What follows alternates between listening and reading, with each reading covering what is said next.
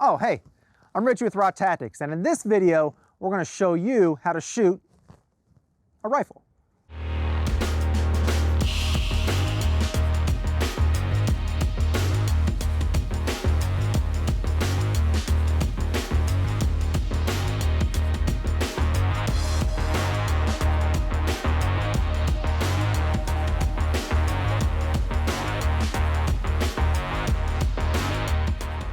This is my rifle.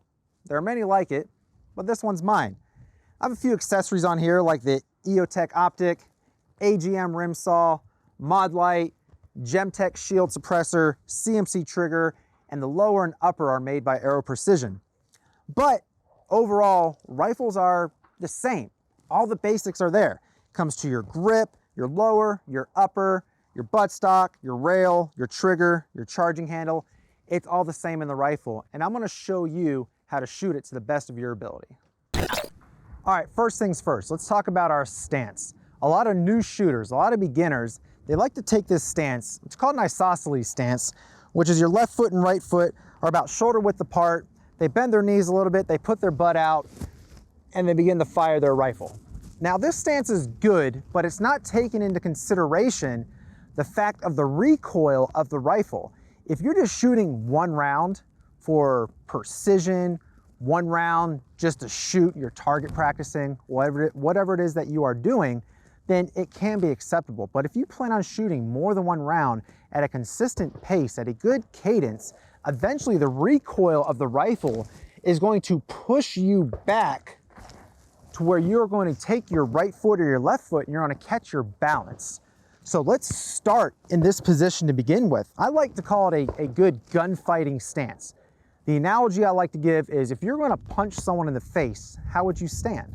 Would you stand with your feet shoulder width apart, or would you get in some sort of fighting stance? And when you are shooting a rifle, make no doubt about it, you are gunfighting when you are manipulating this weapon.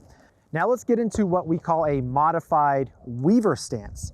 Left foot in front of the right foot if I'm right hand dominant. If I'm left hand dominant, my right foot goes in front of my left foot. I'm right hand dominant, so my left foot goes in front of my right foot. I put about 60% of the pressure on my left foot, leaning forward, and I'm in a good stance now. I'm balanced and I am ready to manipulate this rifle and control the recoil for optimum performance. All right, so the stance is out of the way. Now let's talk about the grip. The grip of our strong hand, which is my right hand, and my support hand, which is my left hand. Now for you, you may be one of those wrong people and you shoot with your left hand. And we'll talk about how to manipulate for you guys or girls. But now that we got the stance out of the way, we're gonna work on the grip. Let's talk about our strong hand grip first. Now with our strong hand grip, in between your thumb and your index finger, there's some webbing of your hand here. What we want to do is we want to take that webbing on the grip of the firearm and put that webbing as high up on this curve of the handle as possible. We call this curve the tang, T-A-N-G, the tang of the grip. And I want that webbing as high up as possible because this helps control the rifle overall. Now with my support hand, I want this hand as far up on the rail of the rifle as possible. I don't want to be grabbing the muzzle or the suppressor or anything too far, obviously for safety reasons, and I do not want to keep my support hand along where the upper and lower meet right behind the magazine well. I do not want to be holding the gun like this. It helps throw the balance of the rifle off. I want to be as balanced as possible. We are balanced with our stance. We want to be balanced with our grips as well. Now, when I take my support hand and I find my spot on the end of the rail, what I want to do is I want to take my hand and I want to pull the gun into my body. Now, in your shoulder, next to your shoulder, I should say, is a little groove between your chest and your shoulder. That is where we want this gun to rest. That is where we want this gun to meet while we are firing. We do not want the gun on the outside of the shoulder. We don't want it straight in the middle of the chest. We want to find that little pocket there of this shoulder groove with our support hand, and we want to pull that gun into your body. This helps control the balance and manipulation of the firearm. While this gun is pulled into my body, my left arm is as straight as possible.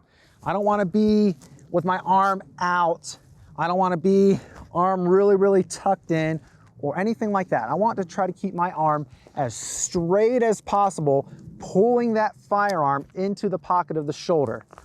Strong hand, high on the tang, support hand, pulling that rifle into your body, and then we are ready to shoot.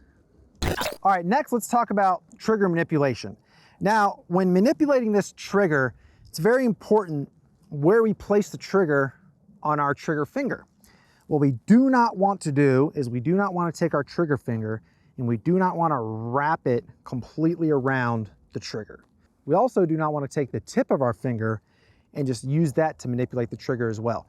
Those are two no-goes. It's going to affect your accuracy in the long run, and let's get you guys on some good habits to start off with. So if we look at our trigger finger, right above the first knuckle, right in the middle of the pad of your trigger finger, you want to put that right in the middle of the trigger for that manipulation.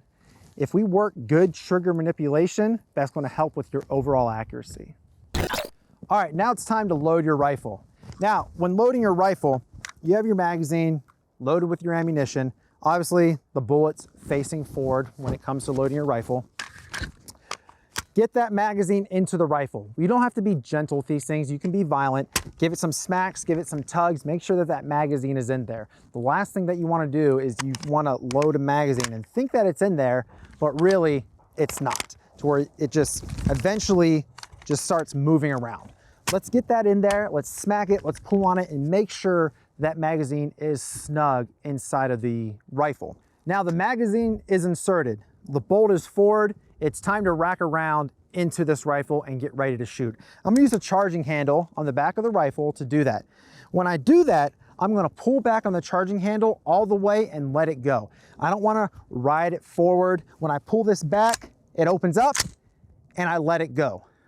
The last thing that I wanna do is pull this charging handle back and slowly move it forward. You have a high possibility of inducing a malfunction in your rifle, but also my bolt isn't all the way forward. You have the forward release button here. That helps push it forward a little bit. But let's just get used to pulling it back, letting it go. Now our rifle is hot and ready to fire. All right, the rifle is loaded and we're ready to have some fun. Last thing, we need to take the rifle off of safe. The safety on this rifle, when it is parallel with the upper and lower, pointing forward basically, the rifle is on safe. When we flip the switch up, then we are ready to fire. We're gonna apply all the fundamentals that we talked about earlier, and we're gonna have some fun.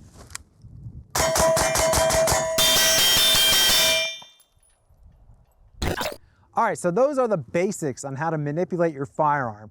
Now remember, before you operate, manipulate, play with any firearm, there are 4 basic firearm rules that you need to adhere by.